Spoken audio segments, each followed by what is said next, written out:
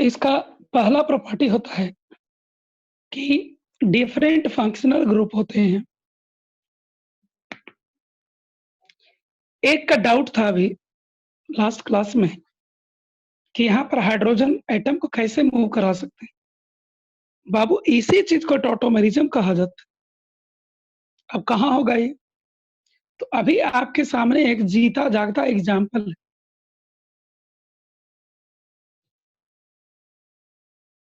आप देख रहे हैं कि कोरोना करके एक डिजीज है जो कोविड की वजह से हुआ है। पहले कोई चीज फैक्ट पाया जाता है कि इस तरह का एक बीमारी है, उसका सॉल्यूशन एक्सप्लेनेशन बाद में होता है। साइंस इसी को कहा जाता है। पहले कोई चीज ऑब्जर्व होता है, उसके बाद उसका एक्सप्लेनेशन होता है।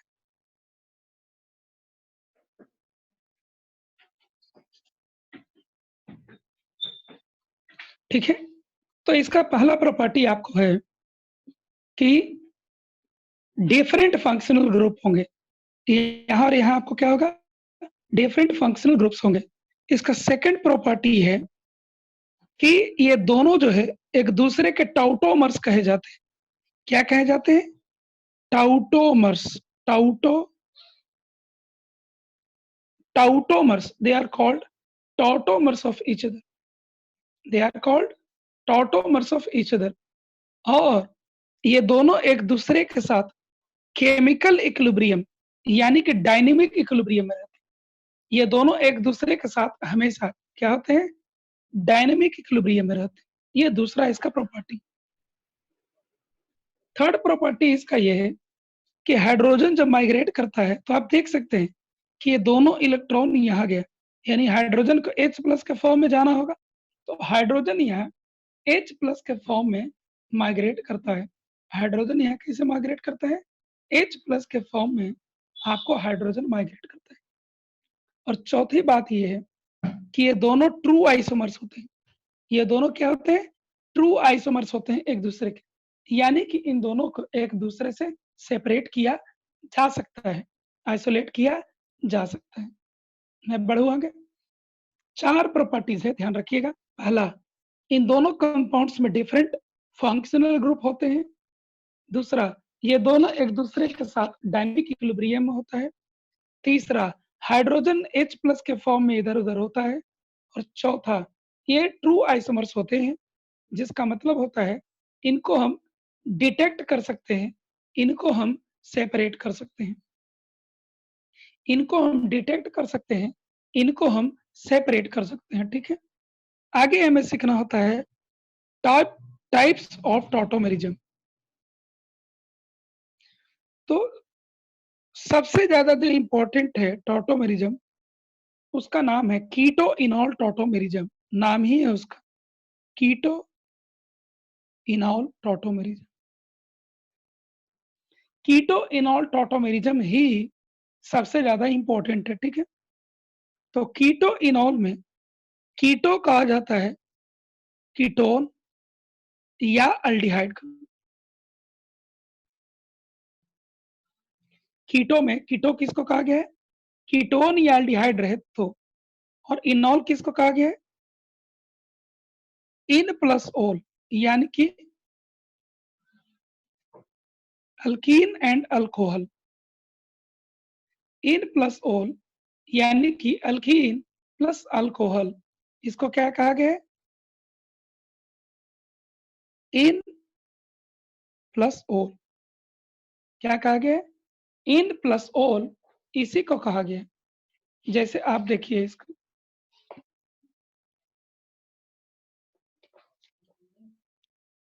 आप इसको देखिए,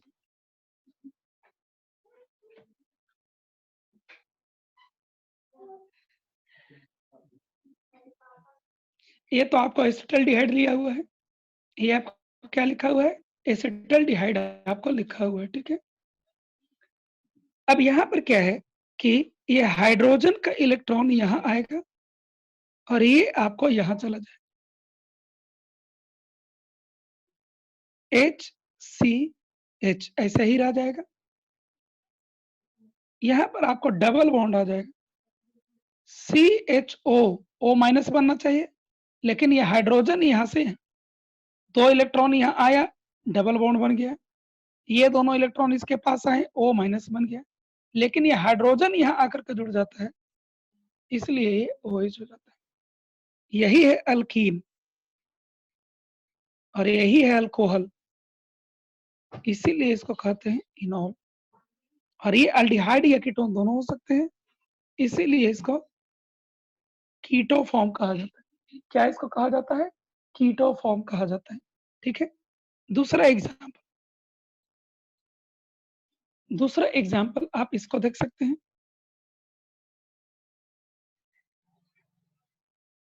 बाकी जो है वो इम्पोर्टेंट नहीं है।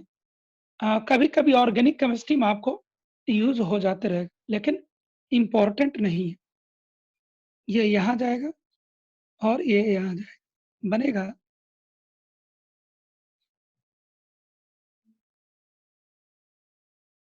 ऑक्साइड का फॉर्मेशन होता है।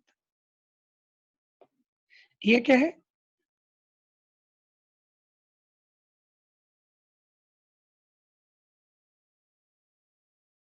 ये क्या है? नाइट्रोसो अल्केन है। ठीक है। और आपको हो सकता है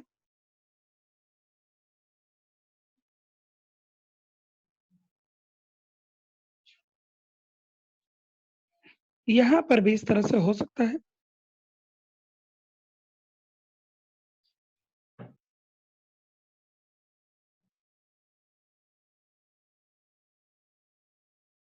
ये भी कम इम्पोर्टेंट है आपको। इसके अलावा यहाँ हो सकता है।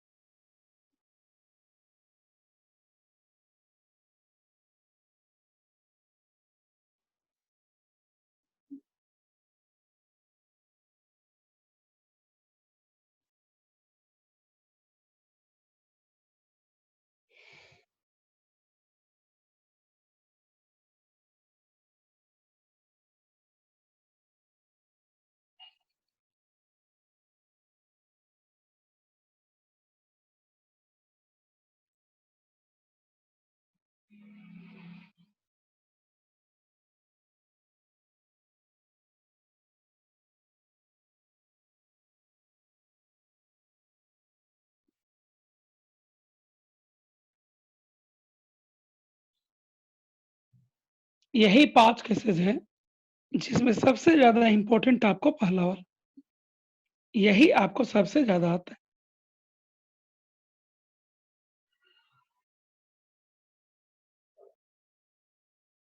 ठीक है। सबसे ज्यादा आपको पहला ही यूज।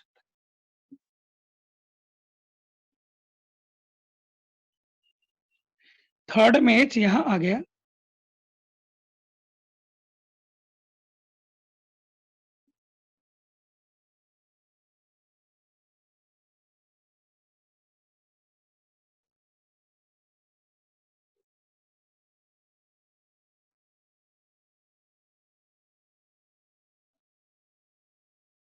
मैकेनिज्म,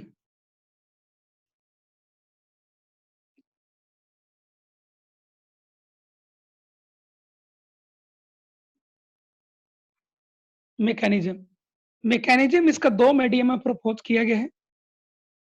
एक एसिडिक मीडियम है,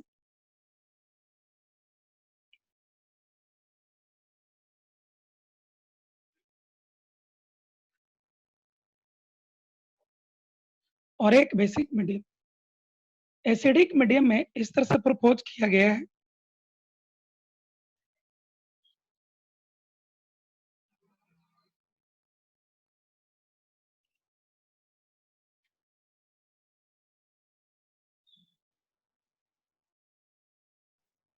H प्लस के प्रेजेंस में पहले ये प्रोटोनेट होता है और ये पहला स्टेप आपको फास्ट होता है।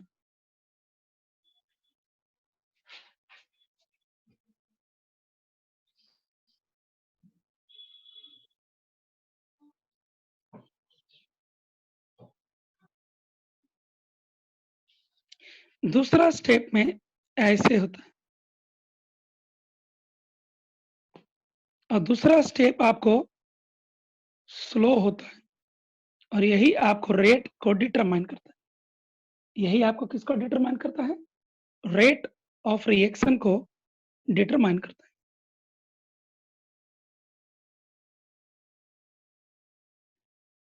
ठीक है? और जो बाहर से H2O लिया जाता है सॉल्वेंट के तौर पर, वही आपको इस हाइड्रोजन को ले लेता है।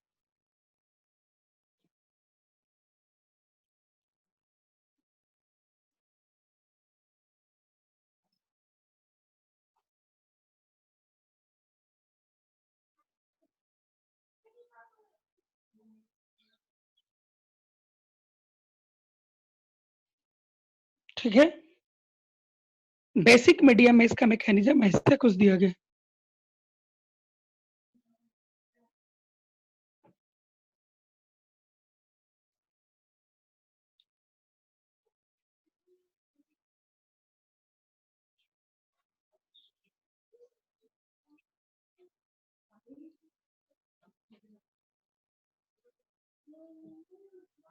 बेसिक मीडियम में आपको सबसे पहले ये आकर के इस हाइड्रोजन पर अटैक किया,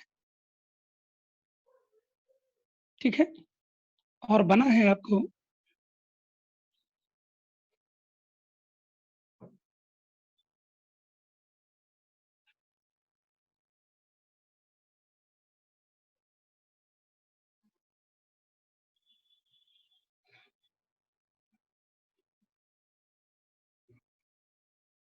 ये स्टेप आपको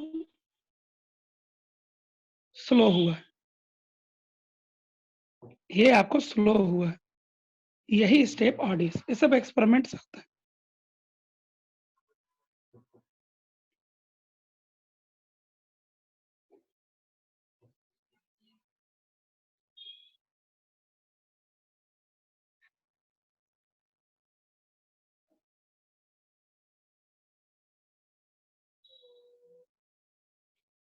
ये स्टेप आपको फास्ट, इसमें नोट करने वाला बात ये है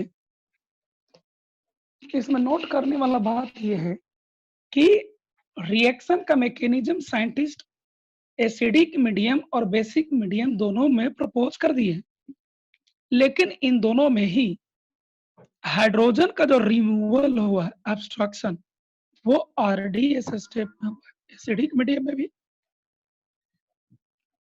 और यहाँ आपको बेसिक मीडियम में भी हाइड्रोजन का रिमूवल आपको किस में हुआ है? आरडीएस स्टेप में ही। तो मीडियम चाहे एसिडिक हो चाहे बेसिक हो, abstraction of hydrogen has occurred in basic medium in RDS step only. RDS step का मतलब क्या होता है? रेट डिटरमाइनिंग स्टेप, यानी कि रेट उसी से डिसाइड होगा। इससे ये भी पता चलता है कि जितना डिफिकल्टी से इस हाइड्रोजन को आप हटा पाएंगे, आपको टॉटोमेरिज्म उतना स्लो होगा। जितना इजिली इसको हटा पाइएगा, टॉटोमेरिज्म का रेट उतना ही ज्यादा होगा। इसको इजिली आप कब हटा पाइएगा? जब ये एक अच्छा एसिडिक हाइड्रोजन होगा। हाइड्रोजन को H प्लस के फॉर्म में हटाना है। अगर ये आपको ज्यादा एसिडिक होगा तो इसको इजिली हटाया जा सकता है। इस चीज को भी आप ध्यान देंगे, ठीक है? चलिए, अब हमें सीखना है कि कहाँ कहाँ पर टॉटोमेरिज्म होगा, पहचानने के लिए। तो टॉटोमेरिज्म का कंडीशन क्या है? sp3 कार्बन होना चाहिए, जिससे जुड़ा हुआ एक हाइड्रोजन होना चाहिए और बगल में अल्डिहाइड या कीटोन होना चाहिए। क्योंकि मेनली हमें अल्डिहाइड कीटोन का ही पढ़ना है, ठीक है? तो sp3 कार्बन होना चाहिए और sp3 कार्बन से जुड़ा हुआ एक हाइड्रोजन होना चाहिए और बगल में आपको अल्डिहाइड या कीटोन होना चाहिए। तो आपको यहाँ जा सकता है। और अगर इसको आप लीजिएगा, कार्बन डबल बॉन्ड कार्बन के साथ OH जुड़ा हुआ है, तो ये भी आपको यहाँ आ जाएगा। क्यों? क्योंकि ये आपको क्या हो रहा है? डायनामिक इक्विलिब्रियम में। जब ये यहाँ जाएगा तो यहाँ से आएगा भी, ठीक है? ये प्रोसेस आपको कंटिन्यूअसली चलते रहेगा। अब देखिए कि कहाँ कहाँ पर टॉटोमेरिज्म आपको होगा। कहाँ पर टॉटोमेरिज्म आपको होगा?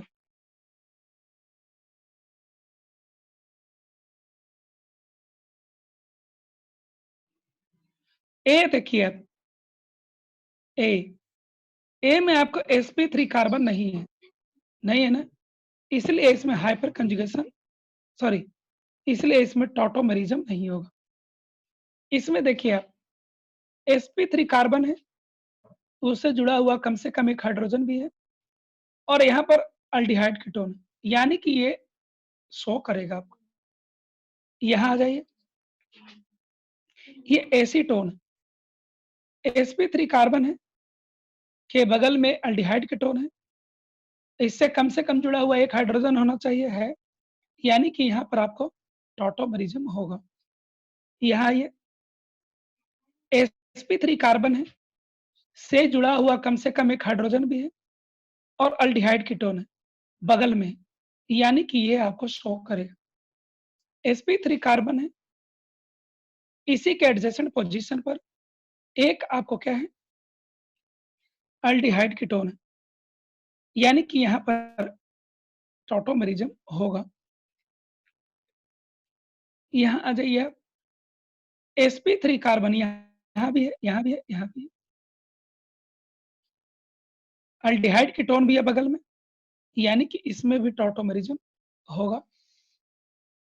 यहाँ देखिए, sp3 कार्बन है और बगल में ही अल्डिहाइड कीटोन है। इस sp3 कार्बन को देखिए केवल 3 बॉन्ड बना है, तो चौथा एक हाइड्रोजन के साथ बना हुआ है, यानी कि इस sp3 कार्बन के साथ एक हाइड्रोजन है, और बगल में आपको अल्डिहाइड कीटोन है, यानी कि यहाँ भी टॉटोमेरिज्म होगा। यहाँ देखिए, sp3 कार्बन है, जिसके बगल में अल्डिहाइड कीटोन है, लेकिन इस sp3 कार्बन के साथ एक भी हाइड्रोजन जुड़ा हुआ नहीं है, नहीं है, यानी कि ये टॉटोमेरिज्म नहीं शो करेगा। ये देखिए, sp3 कार्बन नहीं है, सही बात है, sp2 कार्बन है, कार्बन डबल बॉन्ड कार्बन यहाँ है, कार्बन डबल बॉन्ड कार्बन यहाँ पर है, ठीक है, और यहाँ पर OH है, तो इन ऑल है, तो ये अभी इनॉल फॉर्म में है, तो इनॉल फॉर्म कीटो फॉर्म में भी तो जाता है, देखिए, कीटो इनॉल फॉर्म में जाता है और इनॉल कीटो फॉर्म में जाता है, तो इन दोनों को ये यहाँ से यहाँ जाए या यहाँ से यहाँ आ जाए, इस पूरे को ही टॉटोमेरिज्म कहते हैं।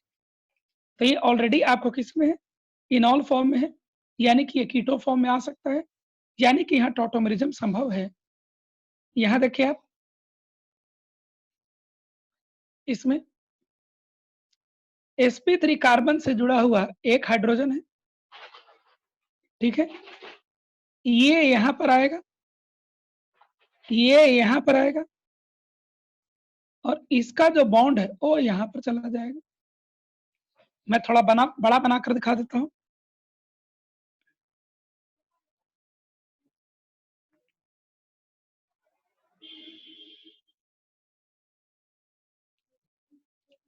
यहाँ पर आपको ऐसे हो रहा है कि ऐसे चला जाता है,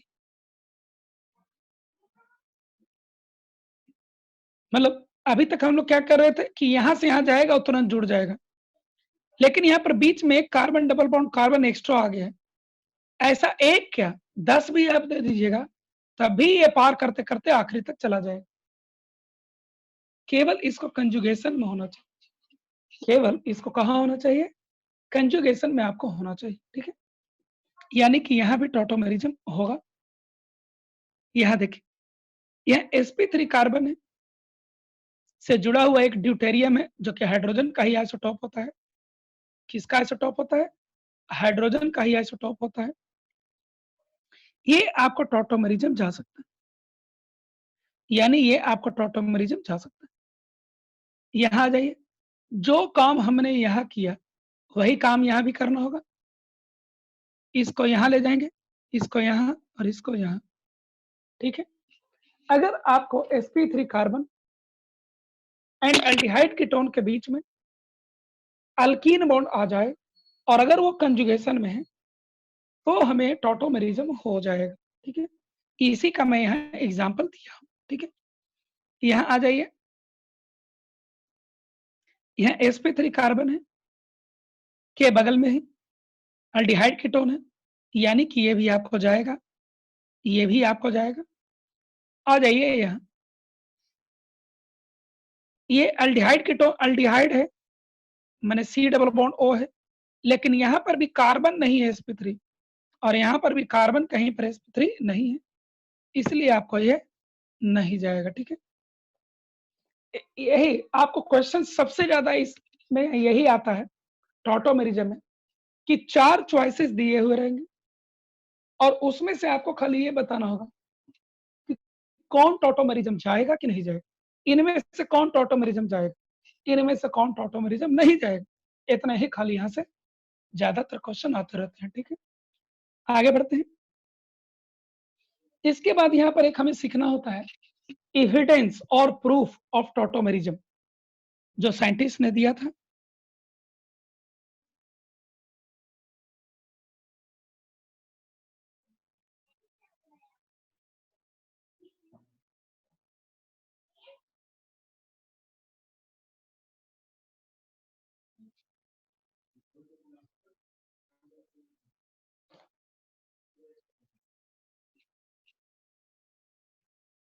अभी एक अभिषेक कुमार नाम का लड़का है, जिसको मैं 7-8 बार एडमिट कर चुका हूं यहाँ, और तब भी वो बार बार यहाँ पर फिर से पार्टिसिपेट कर रहा है।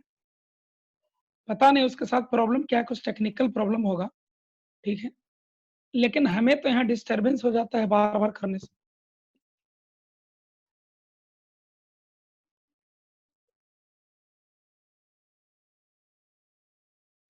एविडेंस ऑफ और प्रूफ ऑफ टॉटोमेरिज्म, इसमें हमें यह सीखना है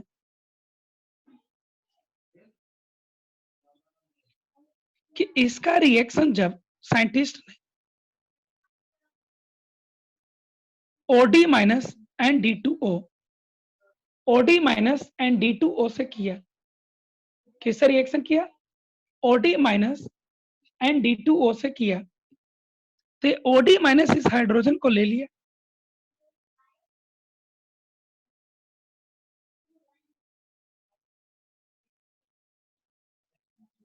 और शुरू में ये बन गया।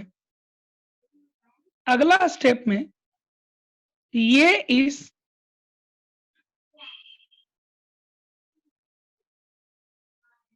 कंजुगेशन चला गया,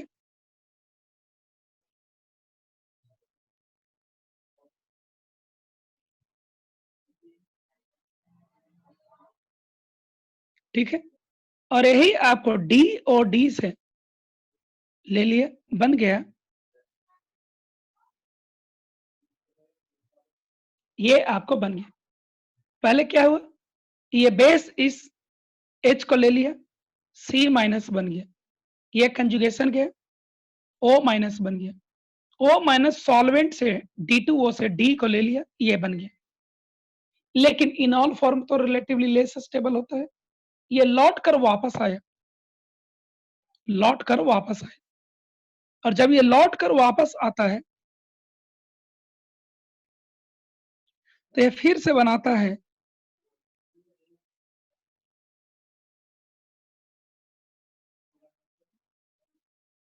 और इस बार ये DOD से लेता है,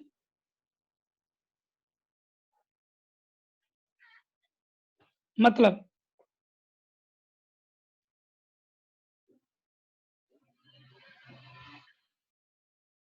इतना ही लिखे ही है, इतना दिख रहा है ना, इतना ही लिखे हैं साइड में।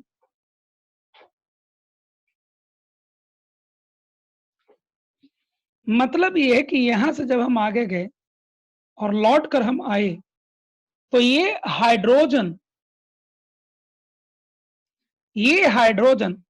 मुझे ड्यूटेरियम से रिप्लेस हो गया, ये हाइड्रोजन मुझे किससे रिप्लेस हो गया, ड्यूटेरियम से रिप्लेस हो गया। बस इतना ही इसमें साइंटिस्ट ने एक्सप्लेन किया, और उन्होंने कहा कि ये तभी संभव है, this is possible only when this carbon has resulted into carbon ion C negative, जब तक ये C माइनस नहीं बना होगा, तब तक इस पर ड्यूटेरियम कहाँ से आया? और ये साइंटिस्ट लोग का अपना होता है, पजल बुझाने का तरीका होता है, ठीक है? और इसीलिए ये C माइनस के फॉर्म में एक बार जाता है। इस पर कुछ क्वेश्चन एग्जाम में भी आए हैं। मैं आपको बता रहा हूँ एक क्वेश्चन।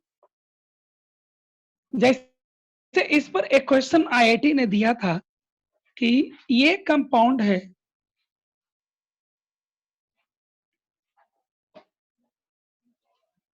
अगर इसका रिएक्शन OD माइनस और D2O से कराया जाए तो क्या मुझे मिलेगा?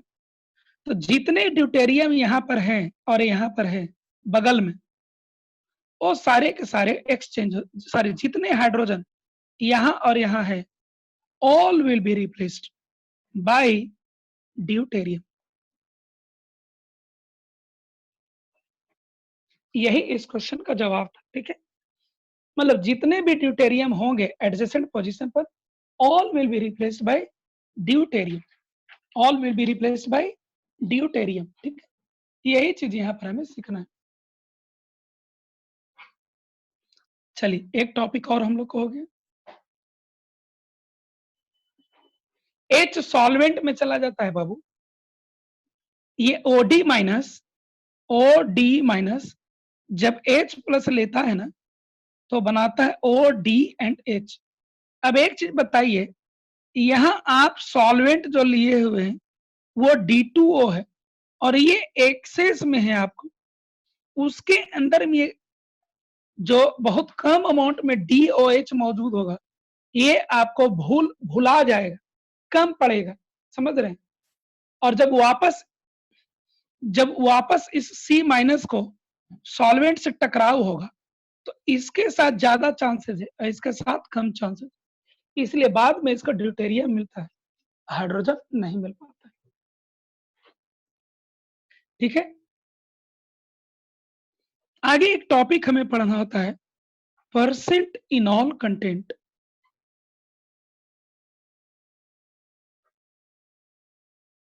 परसेंट इनॉल कंटेंट, इनॉल कितना होगा? जैसे मैंने आपको पढ़ाया कि कीटो इनॉल टॉटोमेरिज्म होता है, मतलब कीटो फॉर्म यानी aldehyde and ketone form is in equilibrium with its इनॉल form.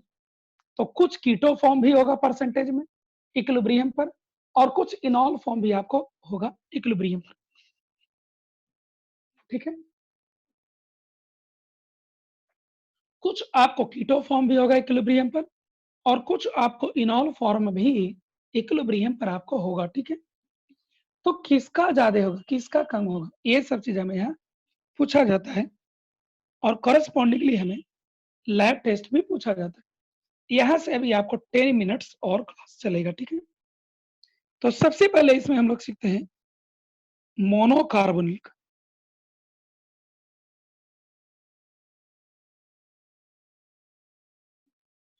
मोनोकार्बोनिल कहा जाता है जिसमें वो कंपाउंड जिसमें केवल एक अल्डिहाइडिक या कीटोनिक फंक्शनल ग्रुप होगा, ठीक है? जिसमें केवल एक अल्डिहाइडिक या कीटोनिक फंक्शनल ग्रुप होगा। हम लोग एक एग्जांपल लेते हैं।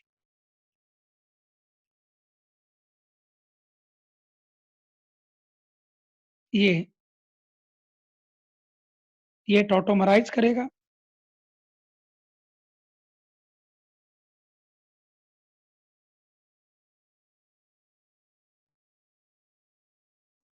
आपको ये बनेगा, ठीक है? अब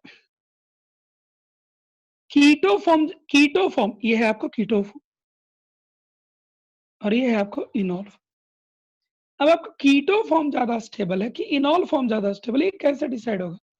तो यहाँ पर जो बड़े बड़े चेंजेज हुए हैं उसको देखा जाता है, ठीक है? यह इस तरीके से कंपैरिजन किया गया है। एक लिया गया है, इस टॉपिक का नाम ही है छोटा सा, स्टेबिलिटी कंपैरिजन।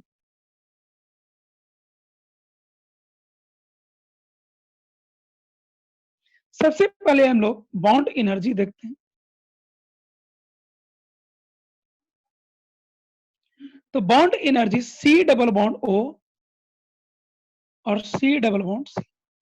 आपको बता दें कि यहाँ पर कार्बन हाइड्रोजन बॉन्ड टूटा है, यहाँ पर ऑक्सीजन हाइड्रोजन बॉन्ड बना है, ठीक है।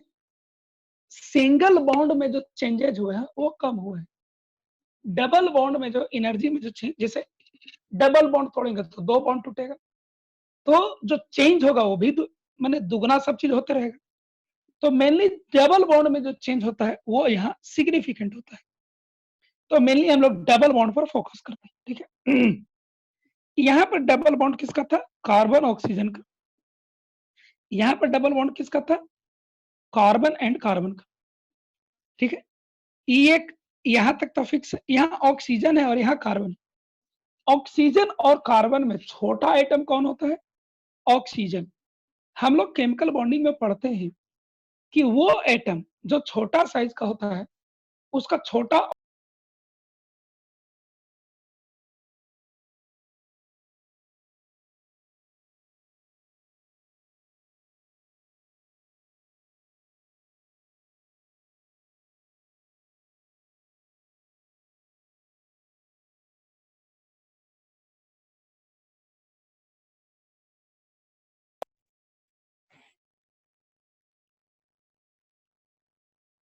हेलो। Sorry for interruption.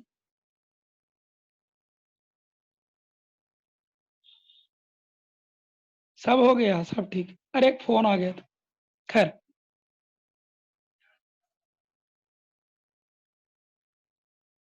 तो सबसे पहले हम लोग बॉन्ड एनर्जी देखते हैं।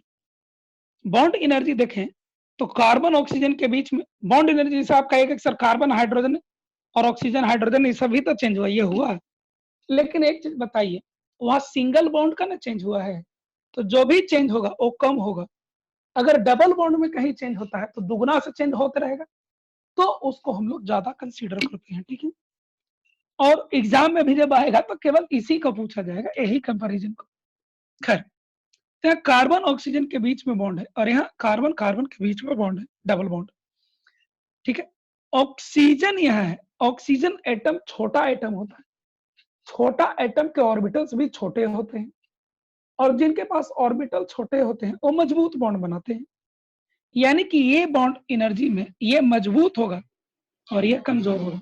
आप जानते हैं कि जो मजबूत बॉन्ड बनाएगा वो ज्यादा स्टेबल होगा, और जो कमजोर बॉन्ड बनेगा वो कम स्टेबल होगा, ठीक है। ये हो गया बॉन्ड एनर्जी। दूसरा यहाँ पर हम लोग देखते हैं रेजोनेंस एनर्जी का।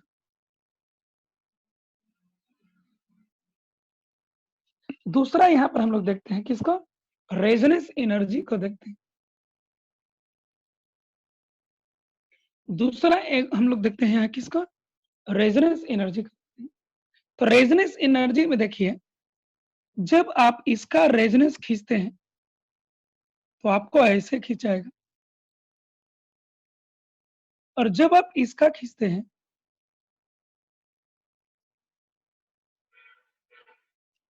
आप एक चीज देखिए, इसके कंपेरिजन इसका देखिए, ये ज्यादा स्टेबल है कि ये ज्यादा स्टेबल? ऑब्वियसली नेगेटिव चार्ज अगर एक मोर इलेक्ट्रोनेगेटिव आइटम पर रहेगा तो ज्यादा स्टेबल होगा।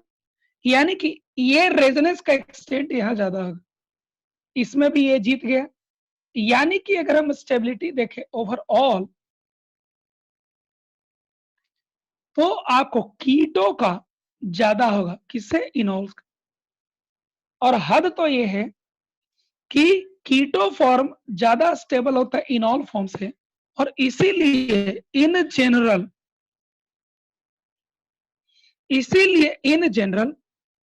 कीटो फॉर्म 100% होता है अप्रोक्सीमेटली, और इन जनरल इनॉल फॉर्म अप्रोक्सीमेटली 0% होता है। इक्विलिब्रियम पर क्या होता है? इधर उधर जाने का फ्री होता है, जिसको जहां मन है जाइए।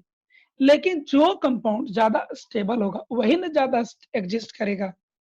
और इसीलिए कीटो फॉर्म जब ज्यादा स्टेबल है, in general keto form is more stable than enol form, और इसीलिए इन जनरल कीटो फॉर्म आपका 100% होगा, और इनॉल फॉर्म आपको कितना होगा? लगभग 0% होगा। इसका मैं कई एग्जाम्पल आपको देना चाहता हूं, जैसे एसिटल्डिहाइड में यही होता है। ये कीटो फॉर्म है, ये लगभग 100% होगा, और ये आपको लगभग 0% होता है। इसका इनॉल फॉर्म क्या है? ये आपका लगभग 100% होगा। इसका इनॉल फॉर्म ये होता है।